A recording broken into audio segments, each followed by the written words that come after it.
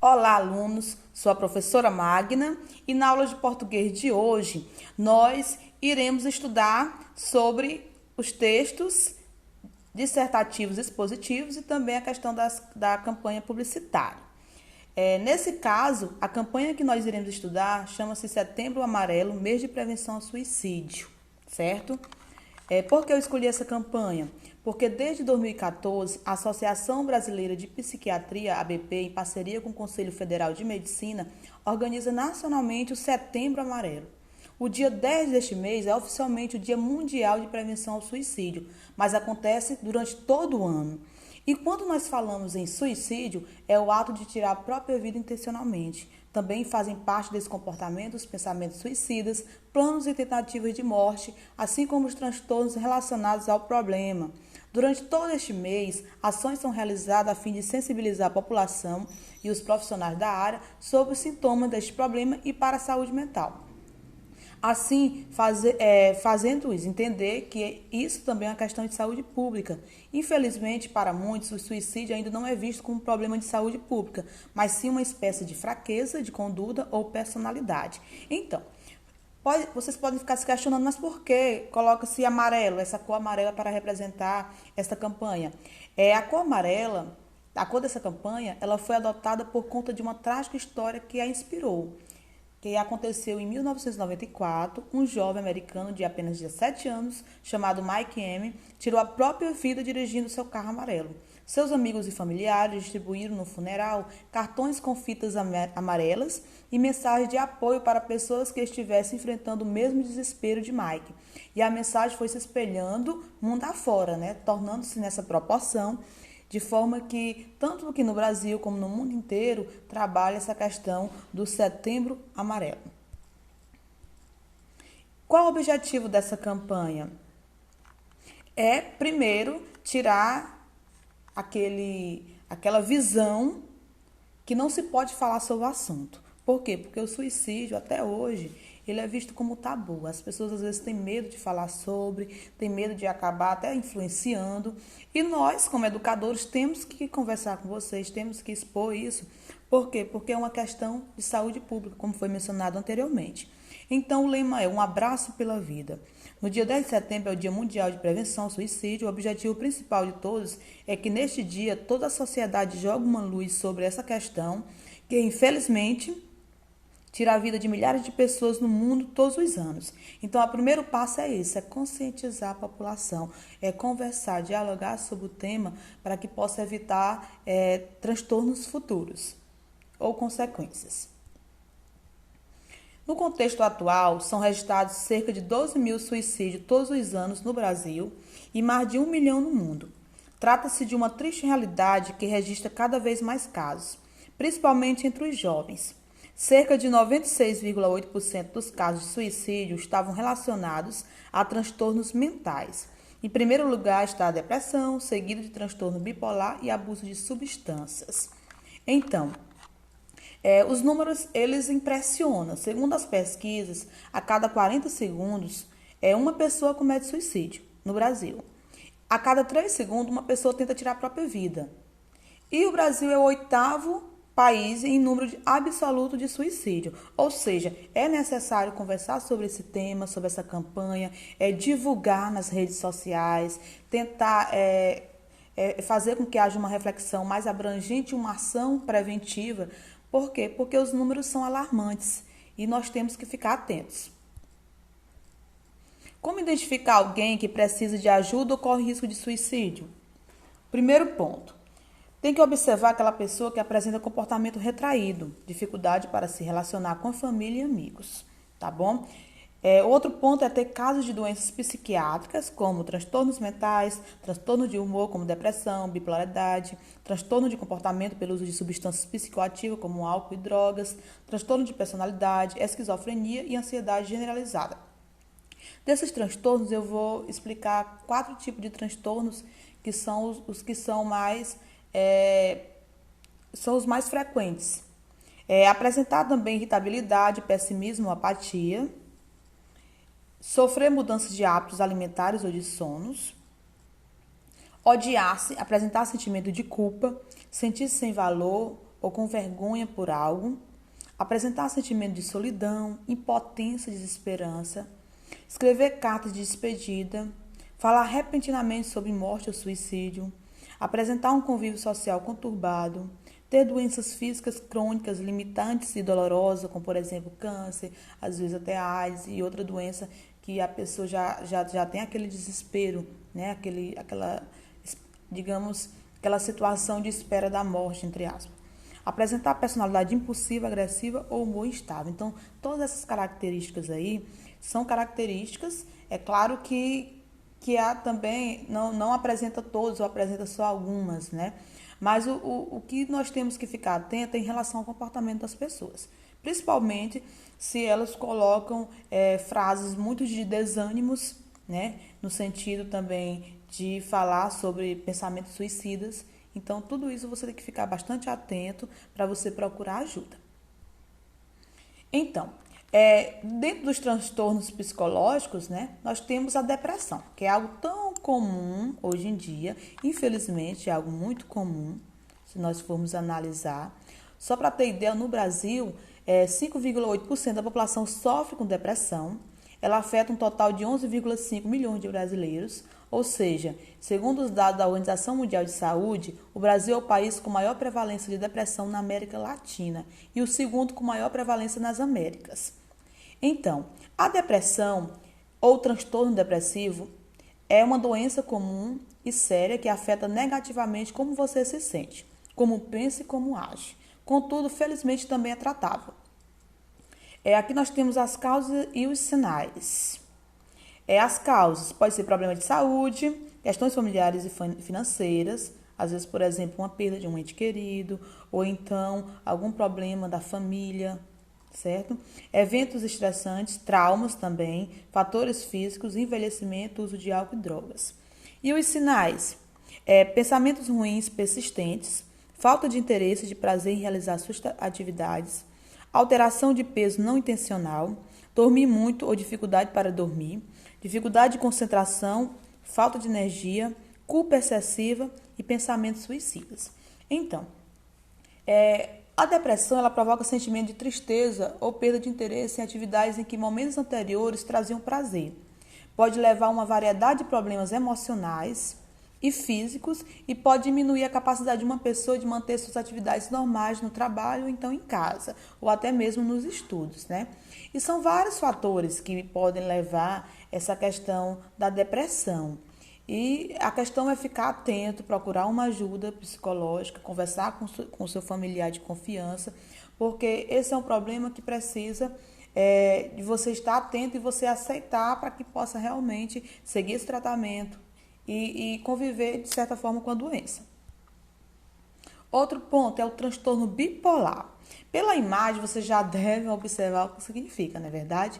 Então, o transtorno bipolar, as pessoas com transtorno bipolar experimentam períodos de intensidade não usuais, mudanças de padrão de sono, nível de atividades e comportamentos incomuns. Esses períodos distintos são chamados de episódio de humor. Os episódios de humor são drasticamente diferentes dos modos e comportamentos típicos da pessoa. As mudanças extremas da energia, na atividade e no sono vão junto com os episódios de modo. Às vezes, um episódio de humor inclui uma junção de sintomas maníacos, que são manias, e depressivos. Isso é chamado de episódio com características misturadas. Pessoas experimentando um episódio com características combinadas podem se sentir muito tristes, vazias ou sem esperança, ao mesmo tempo em que se sentem extremamente energizadas, certo? Então, o transtorno bipolar, gente, é que nós chamamos de dupla personalidade ou tripla, dependendo da pessoa, né? Então, tem pessoas, por exemplo, que conversam com a gente, tá aqui de boa, de repente explode sem motivo nenhum e apresenta essa mudança muito drástica de comportamento. Aqui nós temos algumas características. Isolamento social devido ao seu comportamento inconstante, pouca resposta à estimulação visual e verbal, mudança inexplicável de comportamento, queixas de dores de corpo e estômago, busca constante de novos estímulos, choro frequente sem causa aparente, abandono de tarefas sem conclusão, recusa de alimentos ou voracidade, perturbação do sono, marcante inquietação motora e agressividade. Então, a bipolaridade, gente, é algo assim que você tem que estar atento. Porque, por exemplo, às vezes você pode confundir com uma questão de personalidade, né? De forma imatura.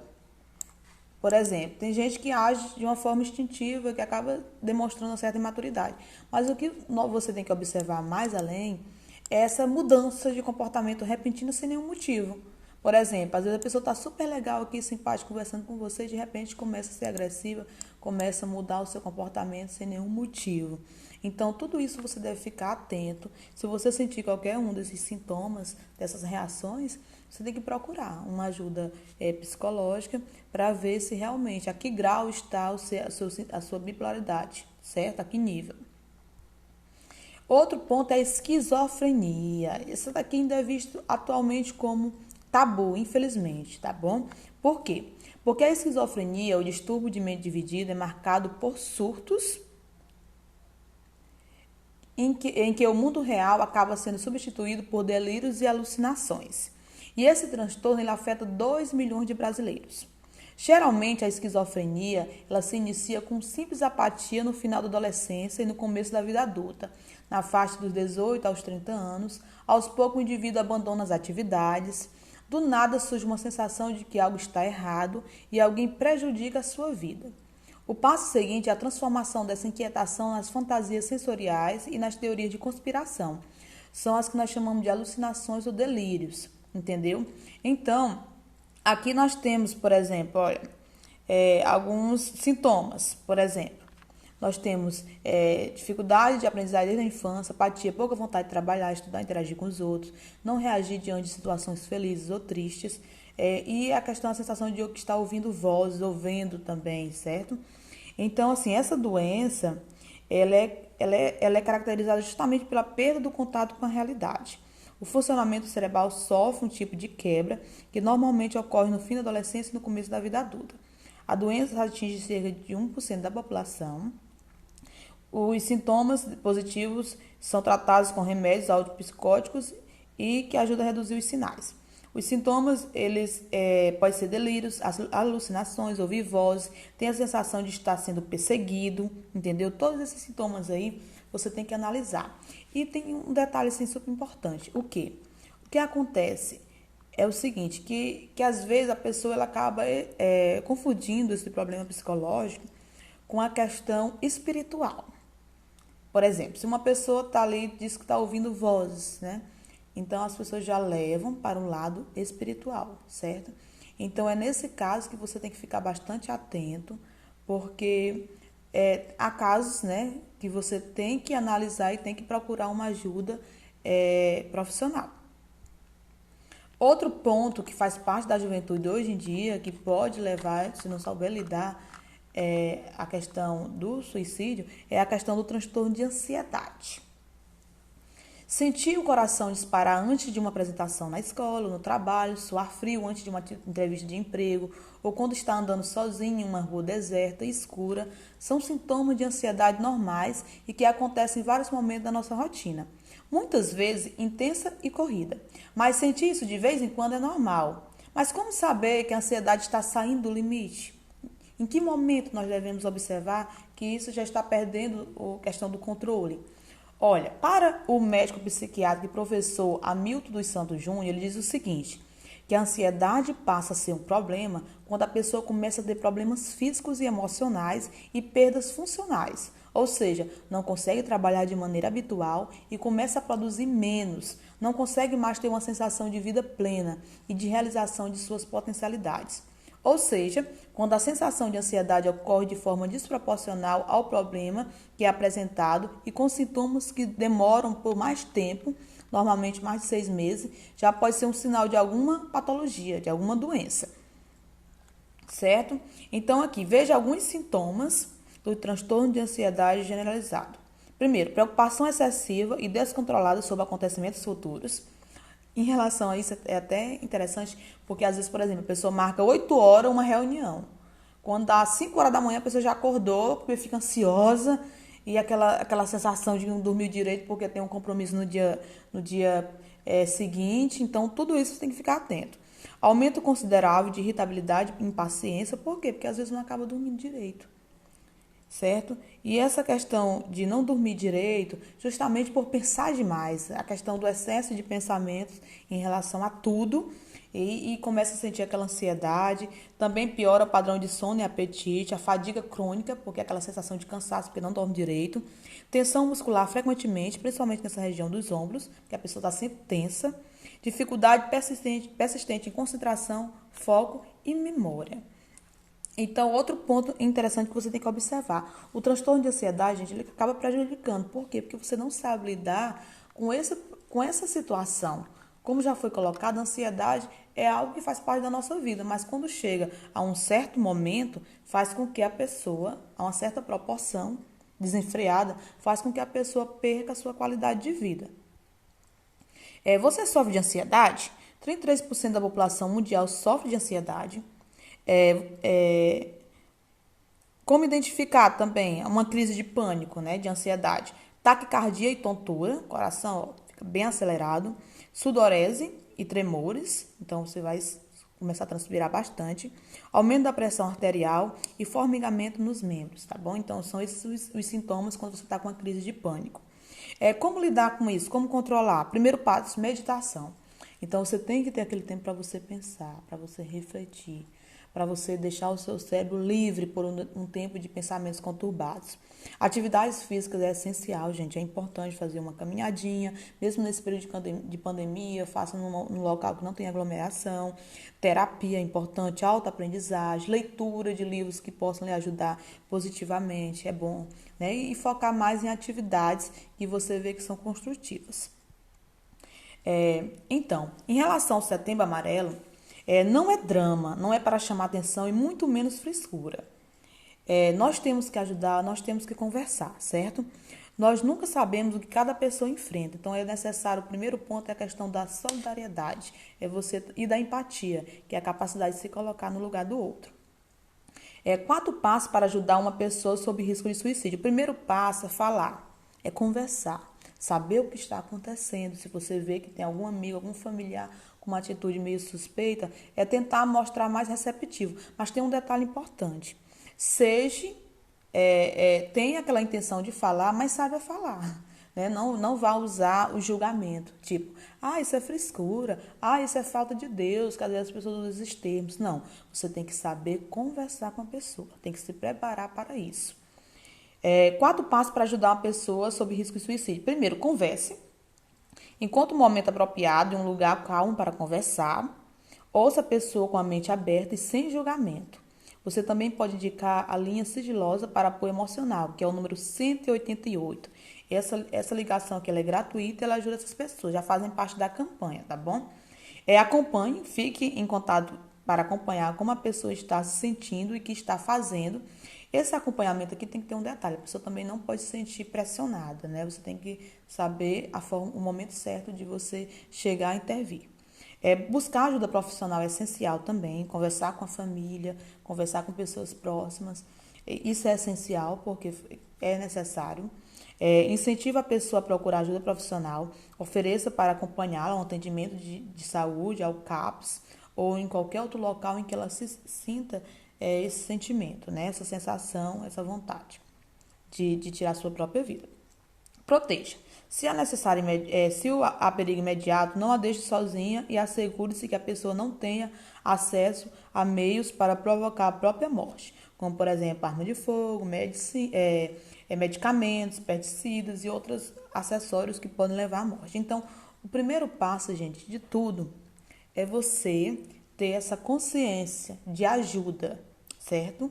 De empatia, de se colocar no lugar do outro. Não adianta criticar. O passo é ajudar. E procurar uma ajuda, tanto espiritual também. Eu acredito, que é o meu ponto de vista, que isso é importante. Você procurar uma ajuda espiritual. Por quê? Porque muitas vezes esse vazio existencial pode vir da falta da presença de Deus na vida de uma pessoa. Então, no meu ponto de vista, eu acredito que a questão da sintonia com Deus é essencial para que você consiga enfrentar esse problema. E a outra questão também que eu vejo é procurar uma ajuda de um profissional de saúde. Porque há situações, há fatores genéticos que também contribuem. Então, tudo isso acaba contribuindo para você acabar às vezes até se desesperando e agindo de uma forma impulsiva que pode ocasionar a questão da sua própria vida. Então, não é drama, não é para chamar atenção, nem é falta de Deus, e muito menos frescura. Acolher o sofrimento, afirmar os modos de existência, valorizar os vínculos, reforçar os laços com a vida. Então, esse é o foco do Setembro Amarelo. Aqui eu tenho uma frase do psicólogo Augusto Cury, que já tem vários livros publicados, vocês podem até ler depois, que diz o seguinte, são livros de autoajuda que eu recomendo. Posso ter defeitos, viver ansioso e ficar irritado algumas vezes, mas não esqueço que minha vida é a maior empresa do mundo e que posso evitar que ela vá à falência. Ser feliz é reconhecer que vale a pena viver, apesar de todos os desafios, incompreensões e períodos de crise. Ser feliz é deixar de ser vítima dos problemas e se tornar o todo da própria história. É atravessar desertos fora de si, mas ser capaz de encontrar um oásis no recôndito da sua alma. É agradecer a Deus a cada manhã pelo milagre da vida. Ser feliz é não ter medo dos próprios sentimentos. É saber falar de si mesmo. É ter coragem para ouvir um não. É ter segurança para receber uma crítica, mesmo que injusta. Então, assim, esse pensamento aqui de Augusto Cury, ele diz justamente isso, né? A busca pela felicidade incessante. E a felicidade ela está nas pequenas coisas. E você tem que estar aberto, deixar um pouco a questão da negatividade e tentar ter uma visão mais otimista da vida, das pessoas e do mundo. Como trabalho, vocês irão produzir, certo? Algo relacionado à campanha. Essa produção, gente, pode ser individual ou dupla ou trio. Mas tem um detalhe importante, quando for se reunir com a sua dupla, o seu trio, não esqueça das medidas de segurança para que você não acabe pegando o coronavírus, tá bom? Então, use máscara, leve o álcool gel, mantenha a distância e vocês vão produzir algo bem criativo em relação à campanha. Eu coloquei algumas sugestões aqui, mas vocês ficam livres para produzir sobre essa campanha, tá bom? Vocês vão ter a liberdade de produzir algo. Quanto mais criativo, mais interessante será. Então, o primeiro ponto, você pode produzir uma poesia ou poema sobre o tema e você pode gravar um vídeo recitando, tá bom? Ou pode produzir um vídeo você recitando e você colocando imagens, também pode ser. Não esquece de, quando fazer esse trabalho, colocar o nome da escola, a série, a disciplina, o professor, o seu nome, tá bom? Não esquece. Outro ponto, apresentar uma paródia ou música sobre a valorização da vida. Essa música pode ser uma que já existe, que você acha interessante, que você queira apresentar. Por exemplo, você tem um amigo que toca violão, então você vai aproveitar outro que canta e você vai resolver apresentar algo sobre isso. Pode ser também elaborar uma campanha publicitária sobre o tema com frases de alerta e de otimismo. Então, você pode usar também uma campanha publicitária que coloca o slogan lá, coloca bem bonitinho, certo? Ou então confeccionar cartazes criativos com frases, com mensagens, é uma opção sua. Então, vocês vão estar livres para apresentar da forma mais criativa possível, entendeu? Então, pode fazer individualmente, pode fazer em dupla ou pode fazer em trio. No entanto, de dupla e de trio, ressaltando, tem os cuidados e medidas preventivas, tá bom? Então é isso e ficamos por aqui e até a próxima. Bons estudos!